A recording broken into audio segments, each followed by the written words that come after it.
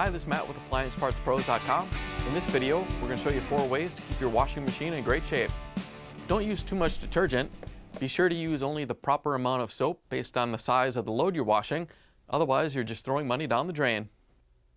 Using too much detergent can cause odors, leave a residue on the inside of the machine and on your laundry. This can negatively affect the lifespan of your machine as well as your clothing. It can also lead to error codes because of a condition known as suds lock, when too many soap suds cause draining problems.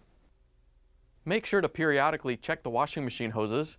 A cracked, deformed, or weak hose can leak, causing your house to flood with up to 500 gallons of water per hour. If you're going to replace the fill hoses, it would be a good time to upgrade to the higher quality stainless steel type. Don't fret about the balance ring. Sometimes people complain about a loud sloshing noise as their washer goes through the cycle, and even when it's not in use. Most times it's simply the balance ring, which is a ring filled with fluid that helps balance the tub as it moves. It's a feature, not a flaw. Avoid overfilling the washer. It may be tempting to try and wash as much as possible in one load, but doing so could cause damage to the machine and to your clothing.